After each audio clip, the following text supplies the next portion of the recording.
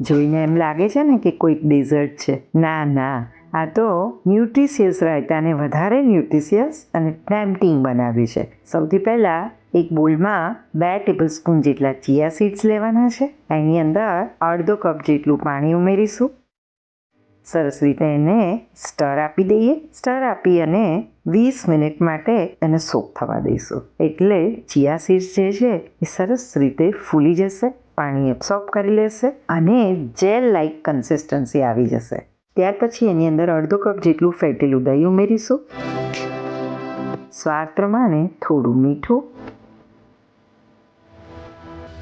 1/2 cup જેટલું છીણેલું bit, 1/2 cup જેટલું છીણેલું ગાજર, 1 લીલા મરચાંના રીંગ કરેલા ટુકડા લઈશું. અડધી ચમચી જેટલું છીણેલું આદું ઉમેરીશું અને સરસ રીતે એને વિસ્ક કરી દઈએ. હળવા હાથે કરવાનું છે, મિક્સિંગ જ કરવાનું છે. બ્યુટીફુલ પિંક કલર આવી ગયો છે. હવે એને એક સરસ મજાના એટ્રેક્ટિવ બોલમાં સર્વ કરીશું. એની ઉપર કોન્ટ્રાસ્ટ કલર આવે એવા સીડ્સ મૂકીશું. તમે નટ્સ પણ મૂકી શકો છો. તો રેડી છે સરસ મજાની nutritious, beautiful and tasty chia seeds રાયતું.